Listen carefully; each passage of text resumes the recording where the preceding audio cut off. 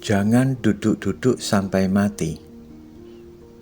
4 orang yang sakit kusta ada di depan pintu gerbang. Berkatalah yang seorang kepada yang lain, "Mengapakah kita duduk-duduk di sini sampai mati?" 2 Raja-Raja 7 ayat 3. Bagi orang yang berpenyakit kusta pada zaman Perjanjian Lama, sesungguhnya mereka tidak memiliki harapan hidup yang layak. Mereka dikucilkan dan jauh dari masyarakat karena memang hukum Taurat menyatakan demikian. Mereka bahkan kehilangan pengharapan dan hanya menunggu kematian menjemput. Justru apa yang dibuang dan yang sudah tidak dianggap lagi dapat dipakai oleh Allah untuk menjadi alatnya. Salah satu dari orang kusta itu berkata pada ayat-ayat berikutnya, yaitu di ayat 4-6. Jika kita berkata, baiklah kita masuk ke kota, padahal dalam kota ada kelaparan, kita akan mati di sana. Dan jika kita tinggal di sini, kita akan mati juga. Jadi sekarang, marilah kita menyeberang ke perkemahan tentara Aram.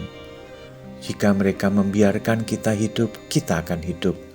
Dan jika mereka mematikan kita, kita akan mati. Lalu pada waktu senja, bangkitlah mereka masuk ke tempat perkemahan orang Aram. Tetapi ketika mereka sampai ke pinggir tempat perkemahan orang Aram itu, tampaklah tidak ada orang di sana. Sebab Tuhan telah membuat tentara Aram itu mendengar bunyi kereta, bunyi kuda, bunyi tentara yang besar, sehingga berkatalah yang seorang kepada yang lain, "Sesungguhnya Raja Israel telah mengupah raja-raja orang Het dan raja-raja orang Misraim melawan kita, supaya mereka menyerang kita." Ketika mereka berpikiran untuk tidak menjadi sia-sia dengan duduk-duduk saja menanti ajal, maka mereka memberanikan diri ke perkemahan orang Aram. Siapa tahu mereka mendapatkan makanan dan mendapatkan belas kasihan di sana. Dan mereka sama sekali tidak pernah berpikiran pada akhirnya justru mereka menemukan perkemahan orang Aram itu kosong, karena Allah yang mengusir mereka dengan kedahsyatan. Akhirnya orang yang dibuang oleh masyarakat dan dikucilkan justru menjadi berkat dengan mewartakan berita baik tentang perkemahan orang Aram yang kosong, tanpa melakukan apa-apa dan tanpa berperang. Orang Israel menjara seluruh harta benda orang Aram.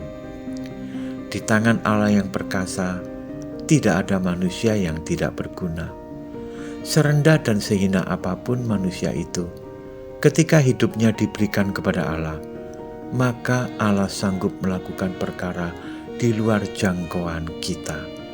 Jangan menganggap diri kita tidak berguna.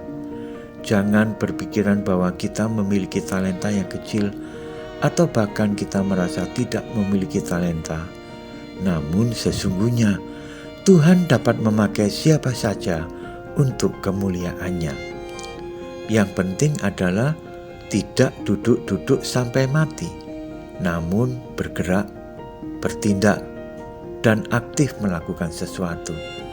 Dan Allah yang akan bekerja menyatakan kemuliaan-Nya melalui orang yang aktif dan yang tidak mengasihani diri sendiri. Kiranya renungan ini memberkati kita semua. Amin.